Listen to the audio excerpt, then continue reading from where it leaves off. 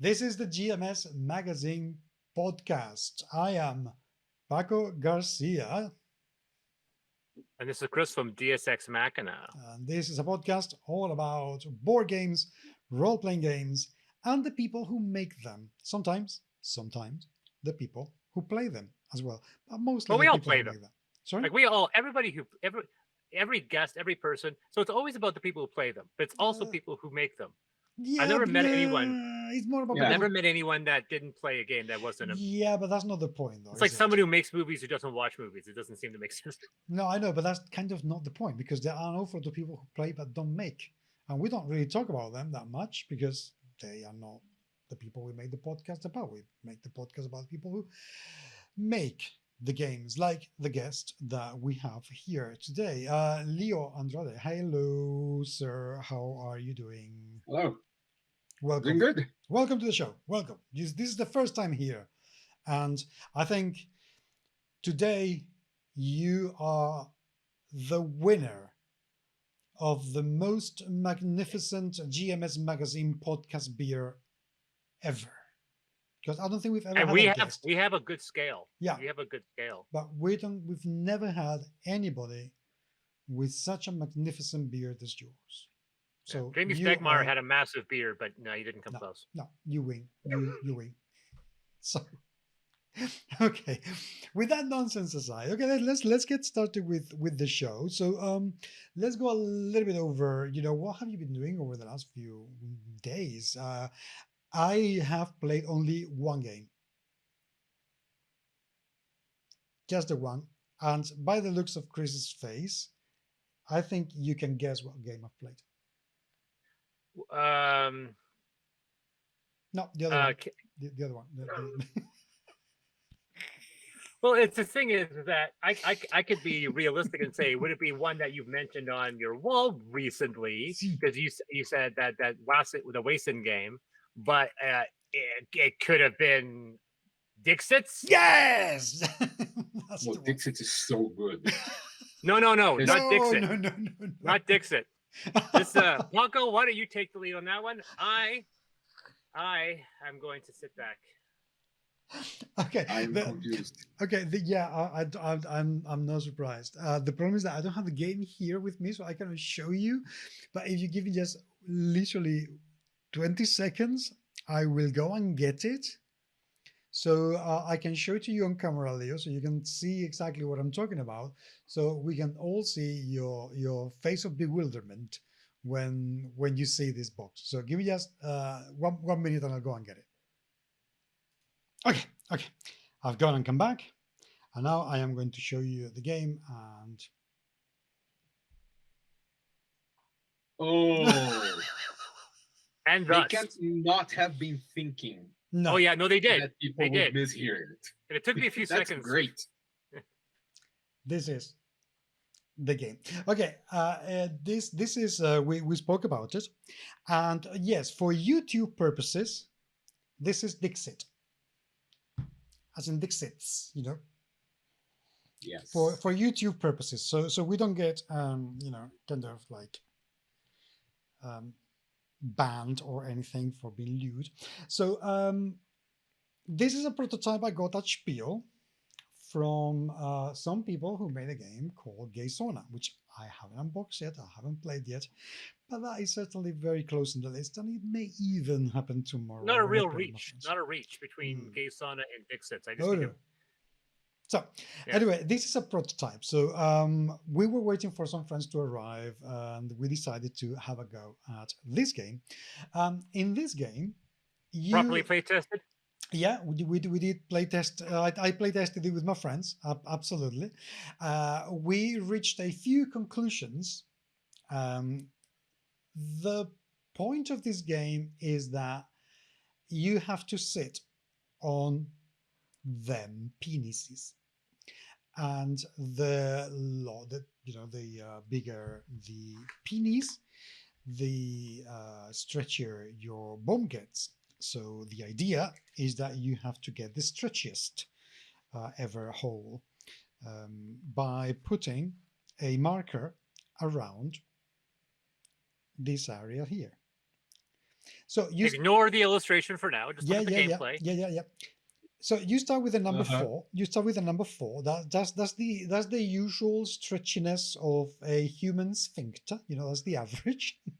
And then you're going to get penises that go from. Let me find something not too difficult, like this, called the slug. Okay, let's put the finger there so you can imagine what's in there. To something a lot scarier, like the anaconda or Excalibur.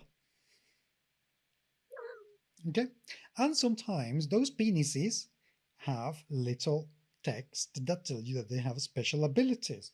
Like this one, for instance, cannot be modified by drawer cards. What does this mean? Well, there are some draw cards because, you know, we all have things in our drawers to help us in life. So sometimes you are going to have, for instance, wet wipes.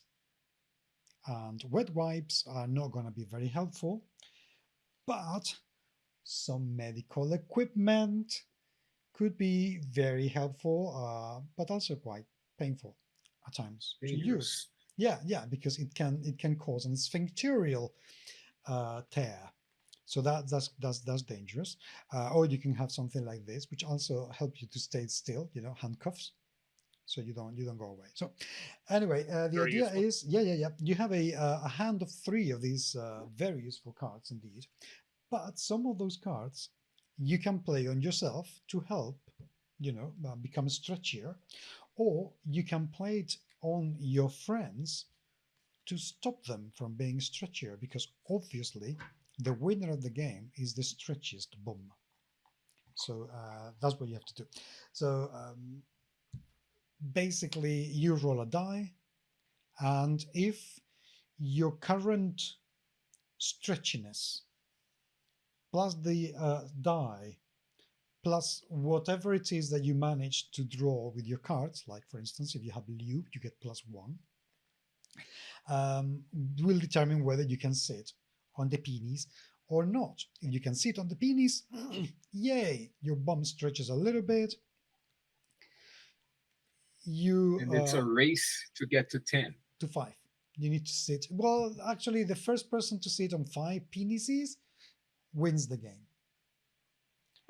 It's harder, you may think, because if you is it harder? Yeah, trust me. We tried. It is harder than you may think. There is no way to talk about that game and not do some innuendos. It's just absolutely impossible. I had the Citizen Kane joke in my brain, and then I was like, so anyway, if you fail your sit, you go down because your bum becomes that hurts. Oh, so it closes on anti-stretches. So it's, you know, kind of thing. The game is completely bonkers, and because it is in play, yeah, trust me. I know that it sounds like a very serious anatomically, you know, game that will teach you about anatomy and medicine and. Well, in a way, it will. Well, in a way, yeah. I mean, yeah. I wouldn't trust this game, as you know. Anyway, so anyway, it's a very silly game. We decided on a couple of house rules. Like, for instance, if you are on the 7 and you get a 6 penis, you don't get to go up 1 level, because 7, 6... You need to stretch. Yes. Exactly. So kind of there wouldn't be any stretchy in that situation. But also it has a big problem, and is that if you go down because you fail a couple of rolls, like I did, obviously I am not made for this game. Obviously.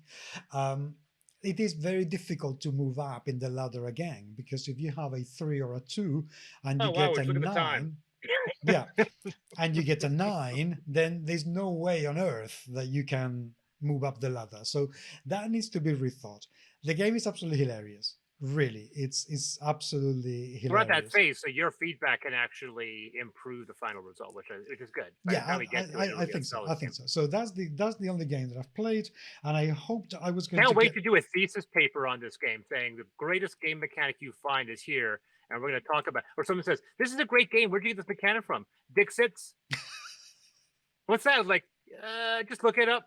It's not the game you think it is. Oh, well, Like, the thing is, maybe if enough podcasts talk about this game, the sales of Dixit are going to go up by a mistake.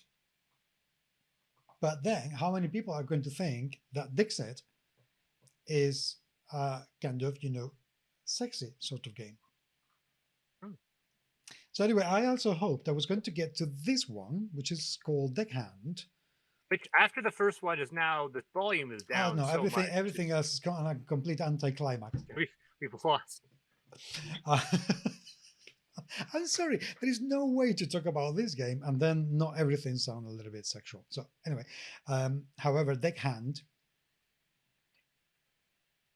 I'm just gonna leave it there. It's a game that I have received, but I haven't been able to play yet. It's coming to Kickstarter very soon, and it's a deck builder. And the thing that excites me about this game is, and I'm going to show you this. These are the rules. That's one 2-page little piece of paper. Yes, that's it. This is the rules. And as far as I'm concerned, if this is enough to actually teach you the game properly, and this is all you need, just one little box with a few cards that look absolutely gorgeous, by the way. Really, really nice. This is all you need to play. This should be a winner. If it's any good, it should be an absolute winner of a game. I love the idea. The only thing about this game that needs to be made very clear as well, and this is something that I want to talk to the designer about when I hopefully interview him over the next couple of days, is that there is an awful lot of work that's being created with AI because he cannot afford to pay artists because this is his first game. So that's going to be a bit of a contentious point. But this is the game that I haven't been able to get to. But the formula sounds and feels really cool. And I hope that this is as good as it should be. So that's my gaming week. How about you two? Have you played the game? I actually have not, because I've been working on the writings of games. Like I said, I finally finished the layout on my Amethyst Revelations, my 5e new 5e book. So that is, and then I'm working off of artwork. I also found out, unfortunately, that I'm probably going to have to do the editing on the official Affinity audiobook. I'm hoping when they receive the files, very little is missing. I'll hate to do a lot of work. So that's a 6-hour audiobook. So it's going to take me a very long time to edit, but I'm looking forward to them. I'm looking forward to that kind of creative expression. I've been playing around with editing for a long time, so I really am looking forward to the concept of being able to edit an audiobook. I think it'd be a feather in my cap. So, but that's skipping. Jason, what about you, Leo? This week I didn't get to play anything because both my groups were super busy, and one of the groups is the people I made Death Sentence with. So we were finishing up the game. Segway. But I ended up releasing 2 spooky things for Halloween. There is Death Sentence on HIO, which just to get this out of the way quick, I am not the original game creator.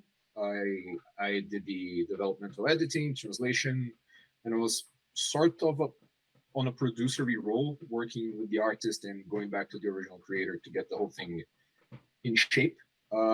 And in a website I do some work with called Make a Skill Check, we just put out a horror dungeon crawl for D&D 5e that's all about cats. And it's really, really exciting. Okay, we need to talk about that as well. But before, let's go a little bit into Death Sentence, because it looks like a really brutal game that doesn't hold any punches, and the looks of it, people I recommend strongly that you go to the website and take a look at it. And of course, it will be in the show notes for your perusal. It really looks effing scary, mate. Tell me about the game. What is it all about? The idea of that sentence is that because of the shared narrative device of the 3-act structure and how lethal it is, it enables everybody to live a slasher movie story. Of course, you can get it seasoned however you like. Like I've done fungal zombies in space. I've been in a session where we had to contend with demonic owl people in the backcountry. My thing that I wrote is completely different. It's set deep in the Amazon rainforest and features neither of those. But it's a lethal game with always an ensemble cast. So, like 3 to 5 players, each controlling 2 to 3 characters, because then you don't get so attached to your character surviving. You can still play when people start getting knocked yes, because when you make something hyper lethal, there's a chance of characters dying relatively quickly. And then what's the person who died going to do? Some games let you come back as sort of a spiritual guide. Some others are a little bit different. Some games manage to make you really, really tense and nervous without doing away with your character quickly, like Dread. Dread is amazing. With the Jenga tower mirroring the how tense and prone to mistakes you are.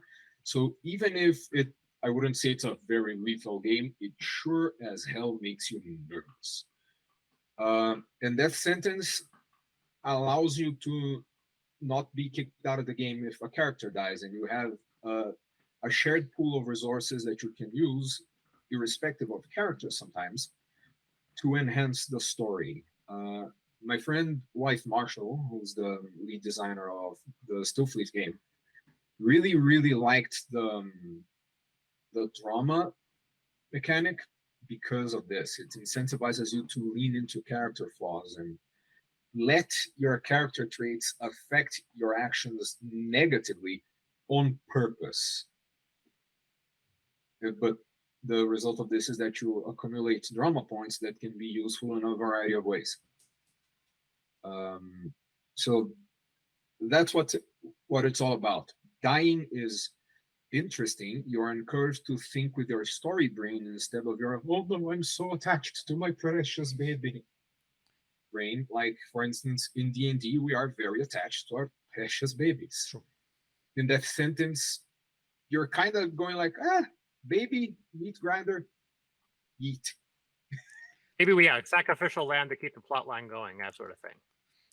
Yeah, or like take bolder risks that make things interesting. One of the relationship options, the whole mechanic for it is a self-sacrifice that makes your action incredibly likely to succeed. And that's without getting into the more PvP complicated, spicy relationship options that not everybody will want to play with.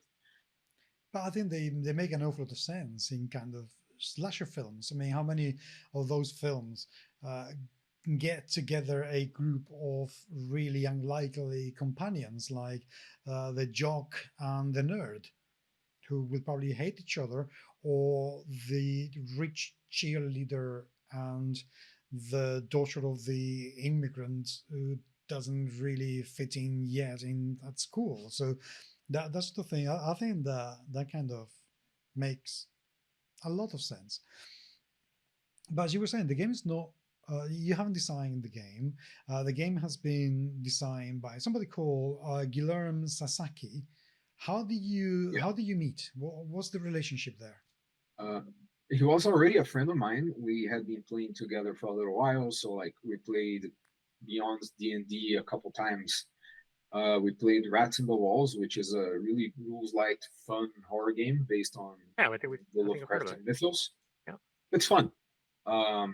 First time I played, I played an Icelandic occultist who was wearing necro pants. And if you don't know what it is, I encourage you to Google it. It's a fun time.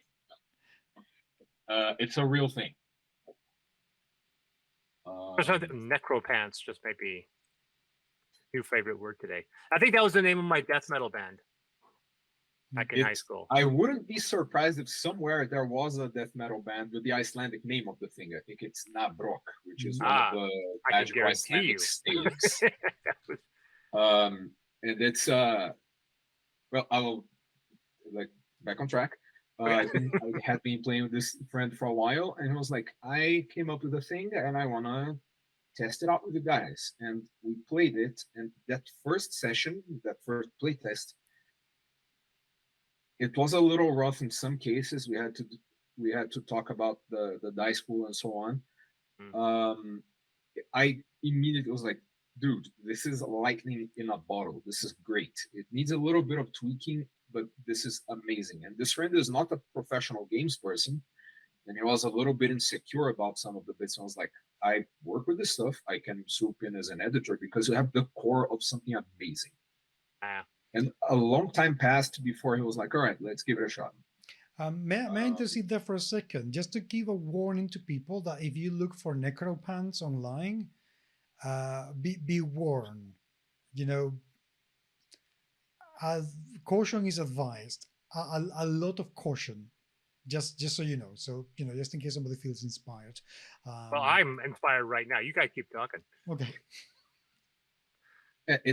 There might be one in the Icelandic Penis Museum. Maybe. There is, yes. That's exactly what Google shows, and it's like so actually. Oh yes, the image search is definitely a lot to be desired, but yeah, exactly. Yeah. So yeah, be careful you choose to search for that online, my dear viewer listener. Please, seriously. Do. So anyway, sorry, Leo, I interrupted you there. So I talked to this friend, and the person who did all the art is just someone else that plays with us. She's the youngest of us, and she's currently going to college to get an arts degree. And when I was like, okay, we're going to turn this into a product, Guy, are you game? Yep. So I had him write some additional bits. I wrote a couple additional bits. We fiddled with the mechanics.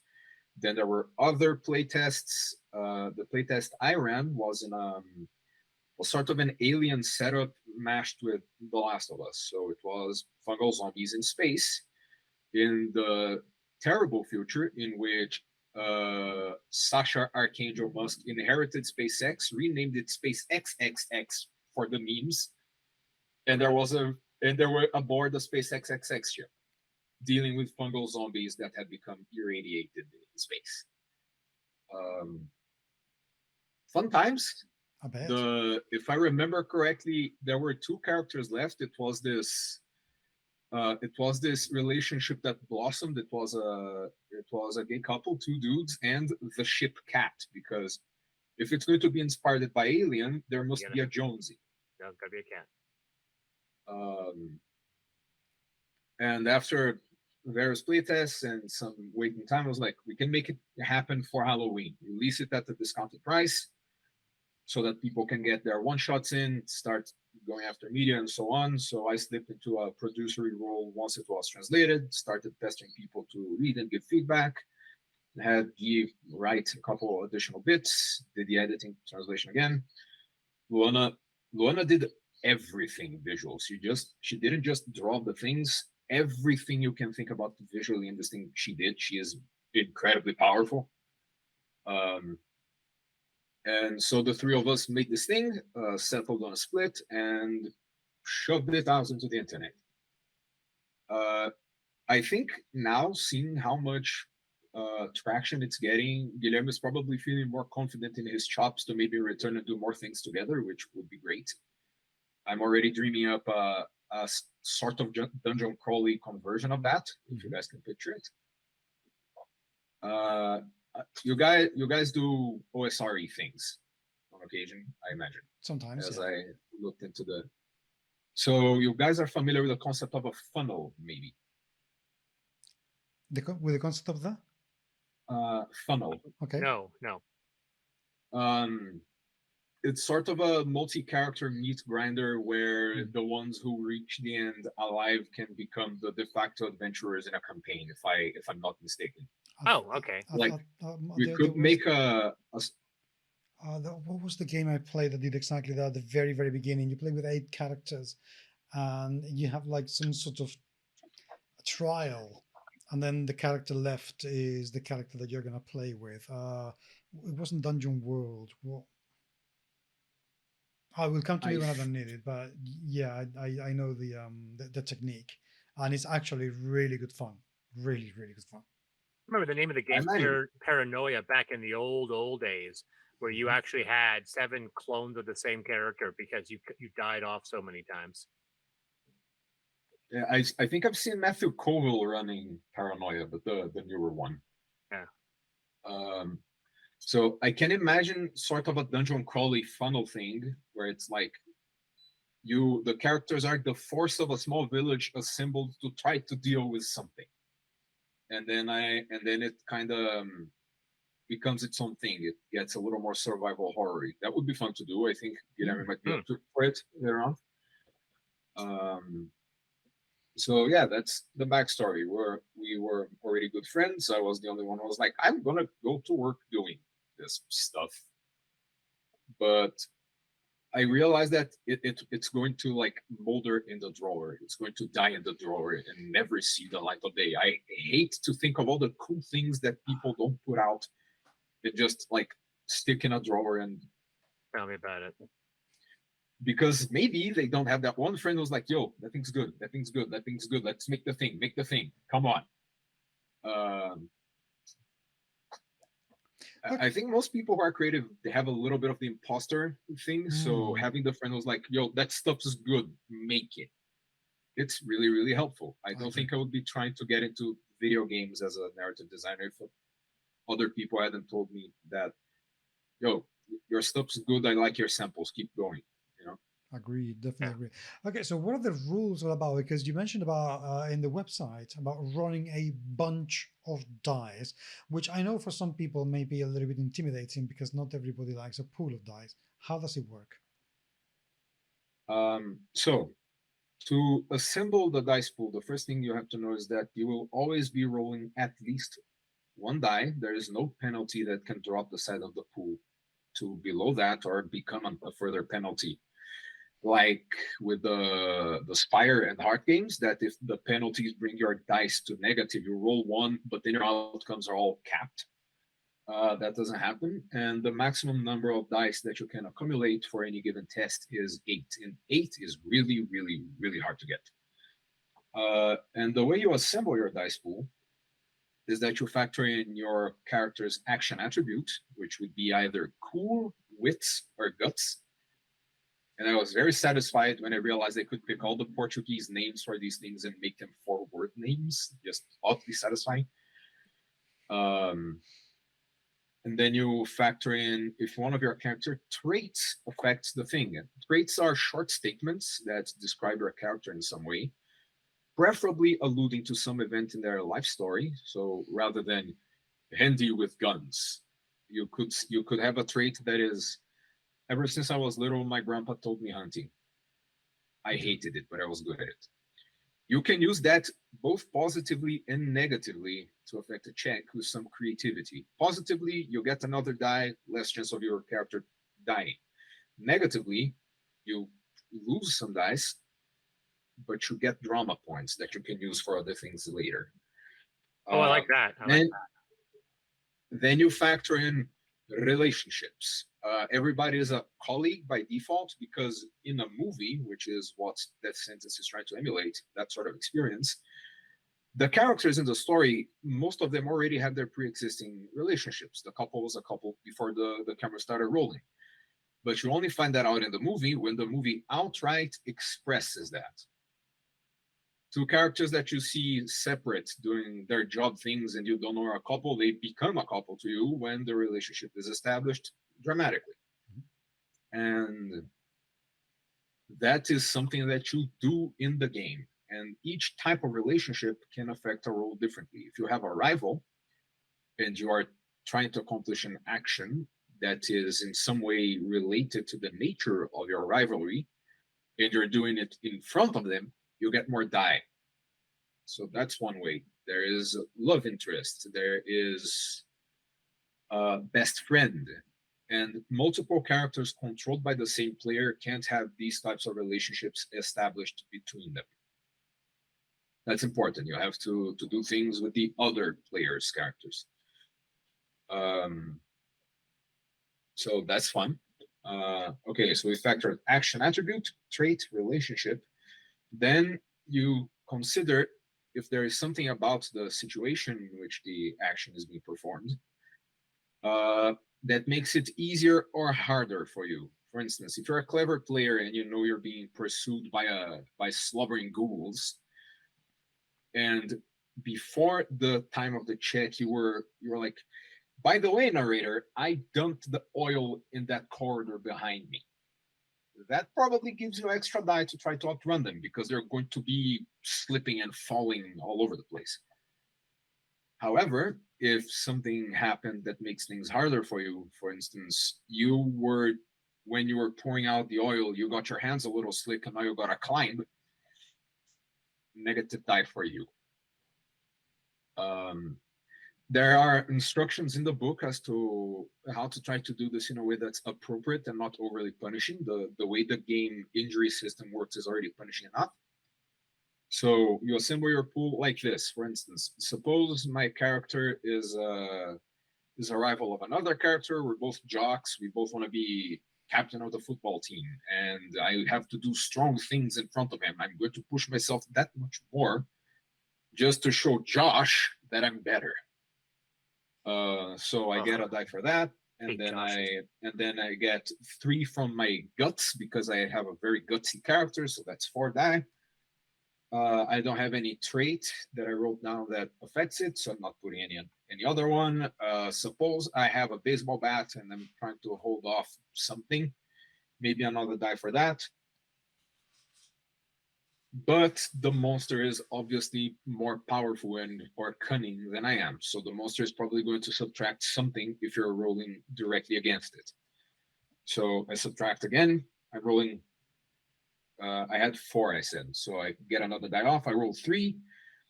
5s and 6s are successes. Everything else is a failure. The number of successes you get determines how well things turn out.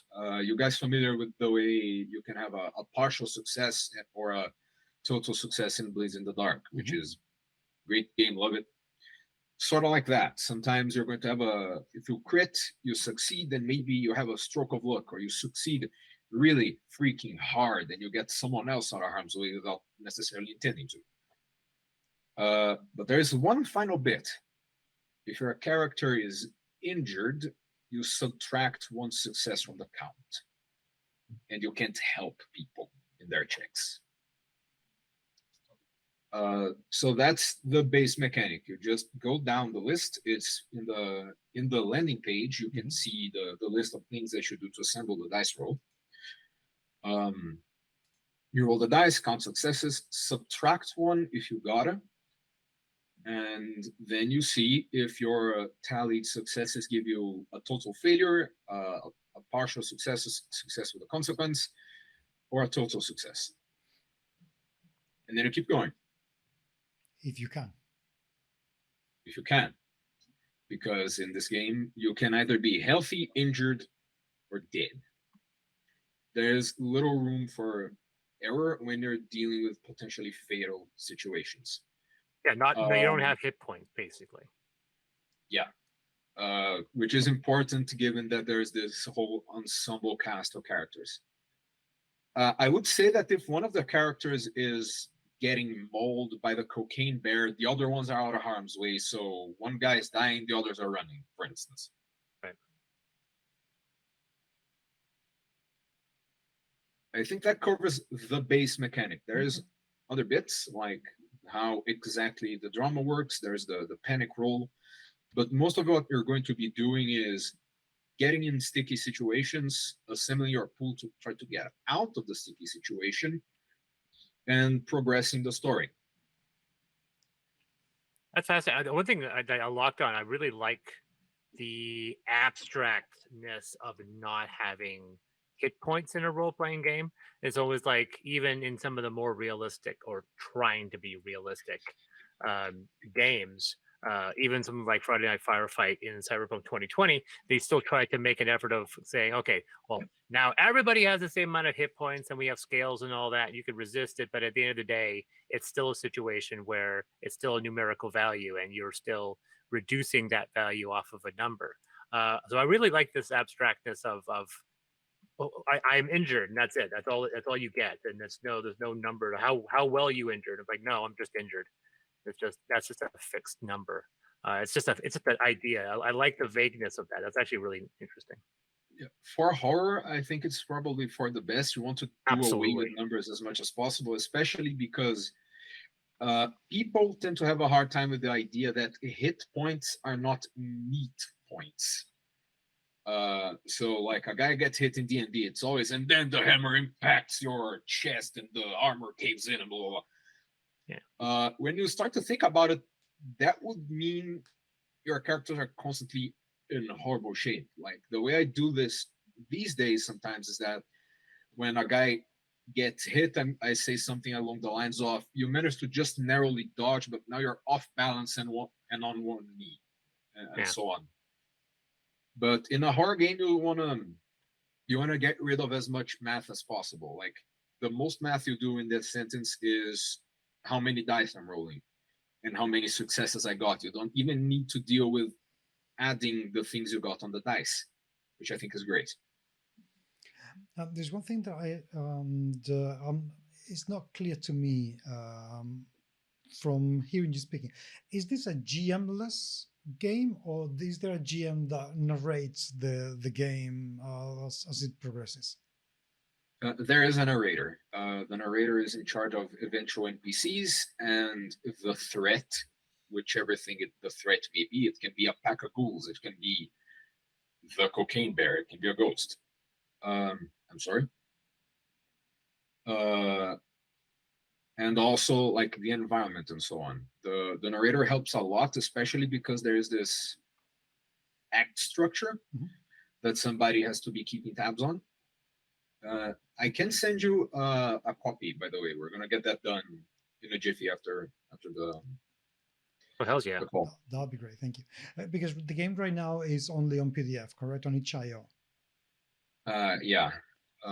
We include a booklet option for people who want to print it. Like my other game that's in there, this one is a game that I did myself. Is also available in a way that very conveniently print out a booklet and just staple it. Looks pretty good actually. I'm gonna send you a picture. So the idea is that people can go to a publishing place, get a little bit of a nicer paper, and make it happen. Are there plans for a POD version of the game, or is it something that you don't really want to do?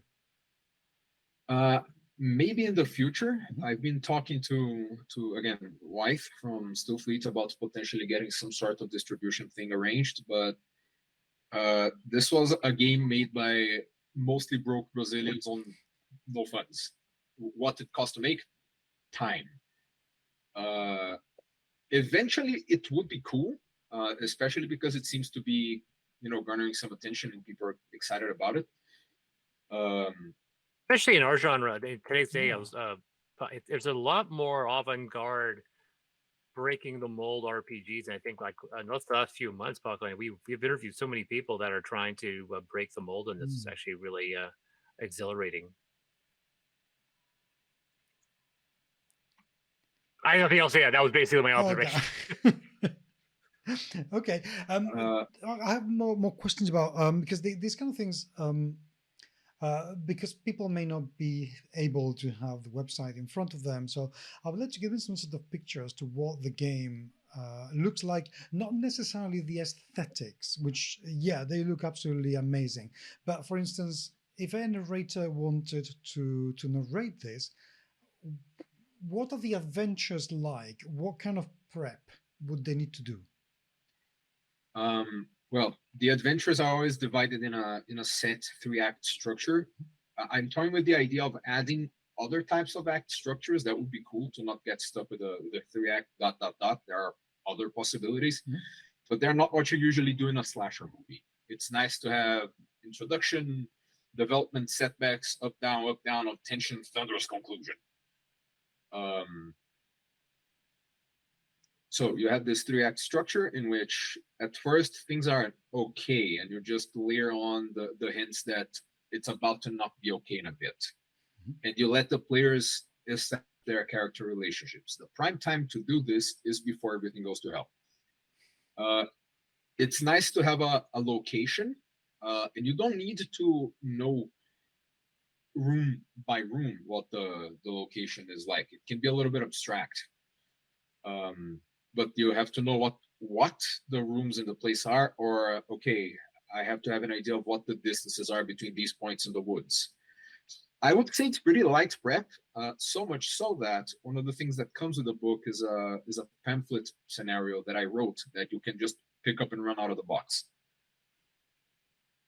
Some people don't vibe with pamphlets too much because there's too little guidance. I have definitely seen some that I felt this way about, but I think I packed everything a GM needs in there. So you have the backstory, the setup, the beats that you need in the 3 acts. So if you know what the beats are, that already helps a lot. You just have 1 or 2 very specific narrative beats you're trying to get to in each act. You have some information about the space so that you don't get lost and so the players don't get lost. And you know what the threat can do and how it can be evaded or defeated. The second act, once the relationships have been established and all hell broke loose, is about escape or fighting back. And for that, the players are probably going to need to unveil a terrible secret or acquire a plot MacGuffin that allows them to fight back. That sort of thing. In my thing with the fungal zombies, they had to go to another point in the spaceship, avoiding dangers in the way and dealing with the fact that they got separated or they needed a distraction and so on. To get to a serum that would help them slow down the growth of the fungus and then make the ship not crash. So they had 2 objectives, and there was this one paranoid dude locked in the captain's cabin going, I'm not letting anybody in, you guys have to do this and that. So that was helpful. Let's see, 3rd act, the MacGuffin has been acquired, the secret has been learned, something has been done that lets them finally go to that last-ditch effort. It's very important that a 3rd act is not okay, we solved the problem. We skipped merrily into the sunset. No, now that you got the weapon, you have to fight the thing. Or now that you have the car keys, you have to get to the damn car and the thing is hungry. So you will be using the threat mostly as sort of a hit and run assailant. You don't want to, step on the gas really hard for the entirety of the thing, because horror needs some rhythm. If you make a horror movie that's just jump scare, gore, jump scare, gore, that movie sucks. Yeah. You need moments for character work, for people to have their moments, for people to strategize and so on. Of course, if the players are dallying too much, make it so that they are forced to act in something.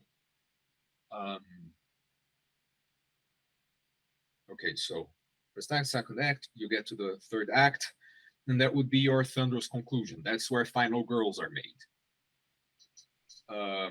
And that about covers it. If you have the setup, backstory, the 3 acts with their specific beats, a good idea of the location, and what it is that they are questing for in the 2nd act, you're golden. And I have done this in sessions I ran. I have been a player, and I know it's pretty foolproof. It might be even easier to run than something like than some D&D one-shots, to be honest. There is more structure, but it doesn't feel stifling because it's a shared narrative device and everybody is trying to have a movie-like experience. Character creation, how does it work? Well, for a character creation, I can try to improvise this right now, but I think having a quick look at the PDF would help. Just 1 second. You actually don't need much. It's really, really straightforward. You get some points to distribute between your action attributes, which to recap are wits, coup, and guts. And you have to define 3 traits, and that's it. If you have those things before the session, you have a character. And then you define the relationships later. You have an amount of points. You have a limited amount of points that can go into any one action attribute. And after you have allocated those points, you have an idea of who your character is. Are they smart? Are they gutsy, strong? Are they cool under fire? I can read you the attribute descriptions because I think they're really helpful. Okay. So starting out, when you're creating a PC, you have the points to distribute among the 3 attributes, and you can have a maximum of 3 points per attribute. So there's not going to be one of them that's a 0, because these are not larger than life adventurers. They are normal people. The mechanical variance among the attributes is important to have some, because that characterizes them, but it's not what the game's about.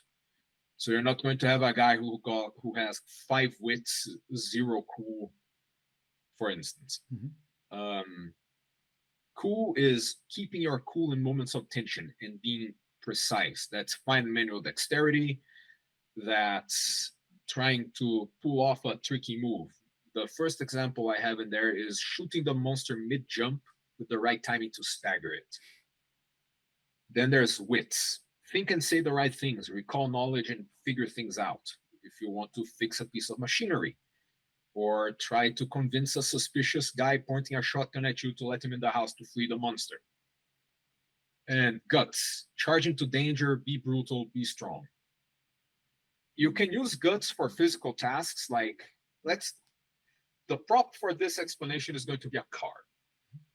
You can lift a car off of your friend who's pinned, but you can also drive the car, full speed into a rhino-sized monster. Those are both things that to pull off, you need guts.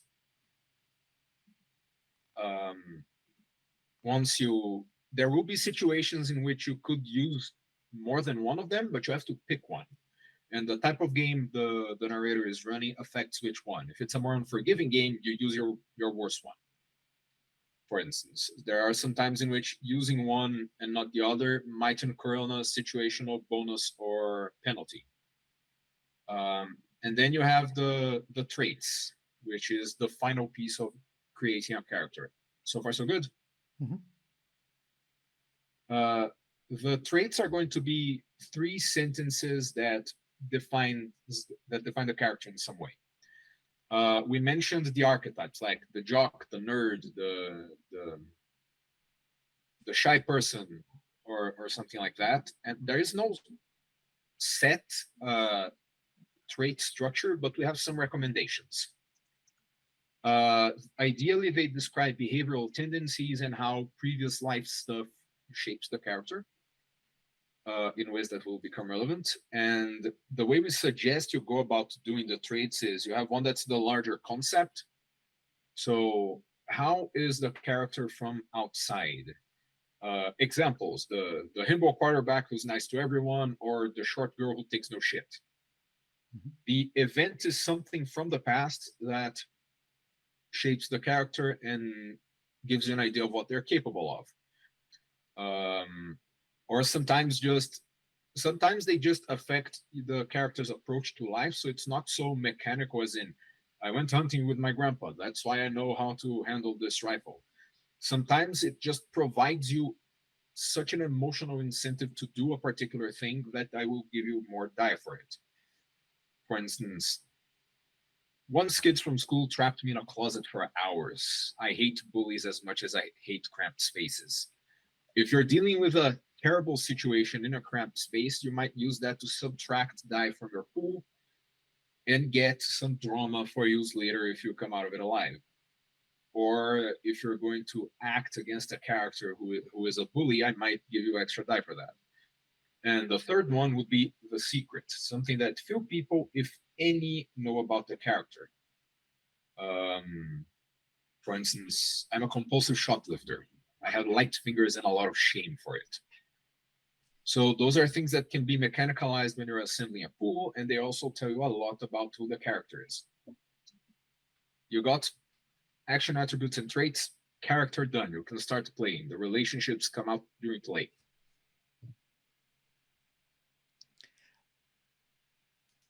That sounds surprisingly, I'm not going to say complicated, but I'm going to say complex for such a light game. I was expecting something like, oh, you just roll a number of die, and those are your attributes. Find two things you do well, figure out who are your friends, and get on with it. Kill your character, sort of thing. What made you go for something a little bit more sophisticated? When I was talking to Guy about the traits when we were doing the editing and stuff, we really wanted to double down on the narrative aspect. So we're low on the. You guys know how Merkborg is light on rules, heavy everything else. This one is light on math but heavy in story. And like the trait formula that I suggested, it's literally just a suggestion. You can make the traits be whatever you want. You can, if you want, have a character who's like 3 guts, 2 cool, 1 wits, strong and dumb. And then the traits are I'm a boxer. And then another trait is I used to do taekwondo, but I took an arrow in the knee. Okay. So like, and so your character is not that great with quick locomotion, but he's good at boxing, for instance. You can be as light as you want with how the traits work. Or you can follow the suggestion. There is a little bit of variability that depends on your group. The groups I play with are people who are going to do first-person character talk, and I've had people cry on command when role-playing, which got other people to cry in the session. This shit happened. Yeah. I've never done people do that. We like to really get into the role-playing weeds. As a GM, I'm a voices guy and I'm a monster sounds guy, which comes in handy for that sentence. Chris, well, sure. Yeah. So, when this game is like, is it out now, or do you have a release date in mind? It came out on Sunday. We got it up like okay 2 days ago. It just came out, and I was lucky enough to manage to talk to the right people to get it up in Bloody Disgusting at release.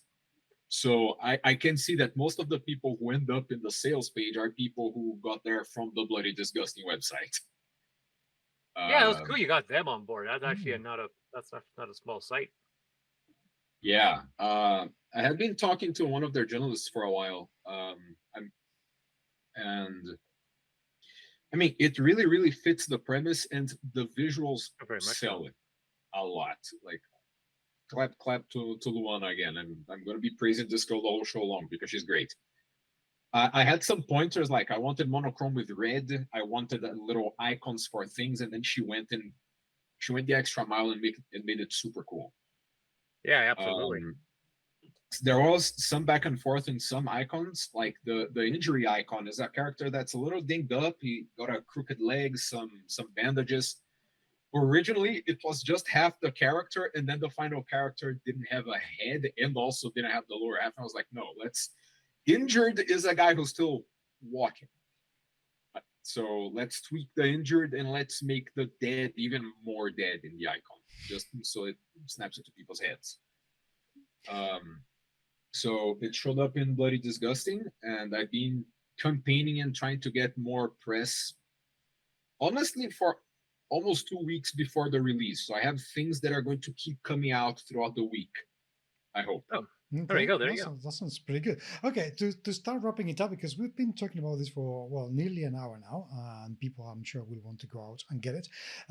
Right now, as I am looking at the itch.io website, you can buy this for $5.02.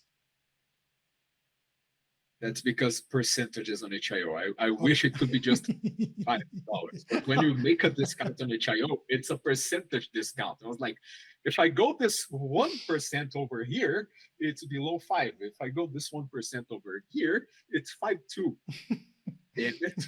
Okay, so what will people get for those $5.02? Important, 2 cents.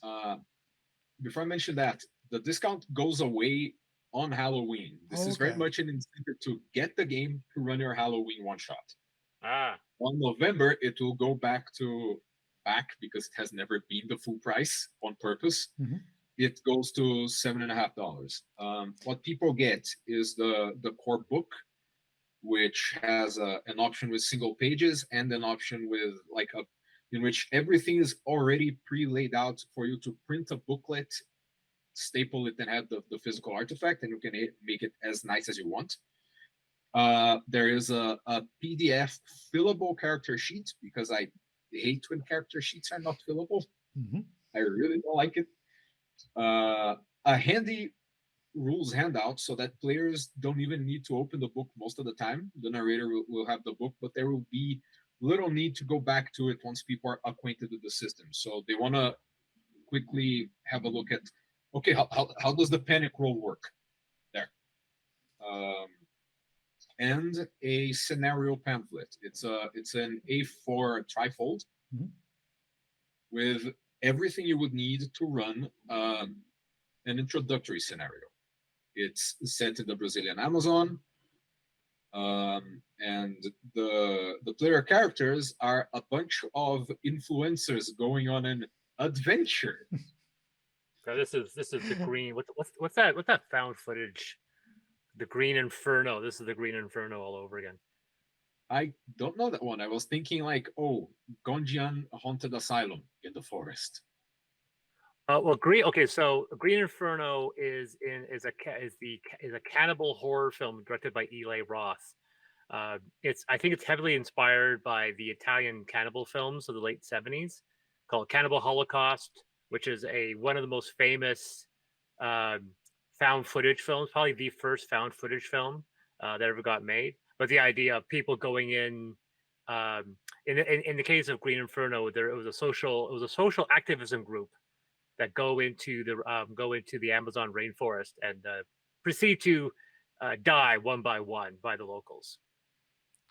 I remember the poster for Cannibal Holocaust because I was a child, and I bet you anything that you are not allowed to have a poster like that on the streets anymore. Well, he was banned in so many places because at the time, people thought it was real in some cases. And the poster was really literally people taking chunks of flesh from somebody impaled on a. It's like a Cannibal Corpse album cover. It's pretty horrific. So that was quite. I'm not doing anything with quote unquote the natives. I went out of my way to be respectful and not tread on the toes of the people who actually live in the Amazon, because very smart. As much as I'm Brazilian, I'm like South Brazilian.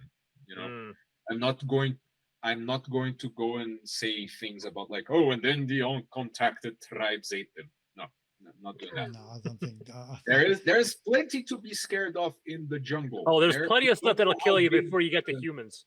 Yeah, we don't know how big the damn snakes get. There is all sorts of things, and because this is a game, I can make other things. There's mythology. There's stuff, cryptids, and stuff. So I promise I don't do anything that would make anybody upset in terms of being dumb about a real populational group.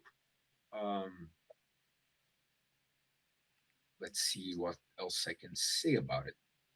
Well, the cover has a beastie, so it gives you an idea. The cover, I have to say, is beautiful. The cover is really, really cool. Really cool. Yeah, it took a little bit of back and forth, but we nailed the look of the thing. Initially, I was like, what if we make this one, because it's in the jungle, have a sort of green added to the mix? And then the artist was like, no, it's going to look like Christmas. And I was like, okay, I trust you. Yeah, no, it looks, I have to say, it looks absolutely brilliant. Leo, thank you very, very much for being with us tonight. It's been an absolute pleasure having you around. I really hope that this game does the round and Death Sentence really succeeds, um, because it sounds very, very interesting. And I like the kind of modular pamphlet single sheet approach to the whole thing that will make it really minimal for prep, which for me, especially for a one shot kind of game, is very important indeed. Yeah, I think I don't know if you guys experienced it, but I see a direct pipeline from the guy who was the over prepped GM to the guy who's writing the stuff now, and we'll learn how to condense things and make it easier for everyone else.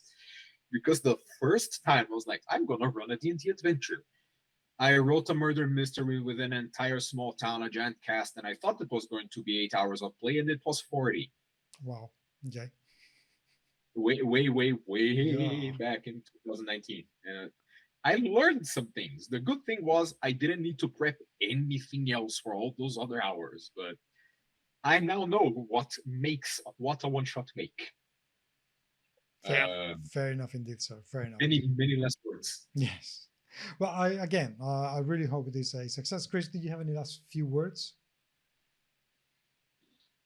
Well, check out Death Sentence. I think it's looking pretty cool. I made some other stuff that's available in my page. One that's if you're still looking for spooky things, a free roleplay experience about eating your friends after a shipwreck. Okay, we'll definitely look into that. There is a little derpy poem I wrote for it. And there's look up Luana's art. She's amazing, awesome, available to do more freelancing. She's been a co-conspirator of mine for a whole bunch of other things. Check her out if you need stuff for a project. She probably can do what you need. She certainly is very, very talented, I have to say. For what I have saying, she's absolutely brilliant. So, best of luck with the project, and I really hope it succeeds immensely. Meanwhile, human beings, please do take a look, seriously, and also please don't worry too much if you don't get to the game before Halloween, because quite frankly, going from $5 to $7.50 is not that much of a stretch, so no excuses not to get it after Halloween. But thank you very much indeed for being there. It's been an absolute pleasure having you around. Do send your questions podcast@gmsmagazine.com, or leave them down there in the comment section of the podcast or the video if you're watching this video on YouTube, and we'll be delighted to answer any questions that you may have. If you want to be in the show, please let us know. Reach out. You can find me in Twitter. Yes, as far as I'm concerned, that is still Twitter. And the Blue Sky app, I am a GMS Magazine in Twitter, and Paco GMS Magazine in the Blue Sky app, and of course GMS Magazine as well in Instagram and Facebook. This is Chris from Deus Ex Machina. You can find me at Deus Ex Machina on all social medias. Unfortunately, still on X, although I haven't been to X in about a week, 2 weeks, I think. Oh, fair enough. So, humans, we'll talk to you very, very soon. Thank you.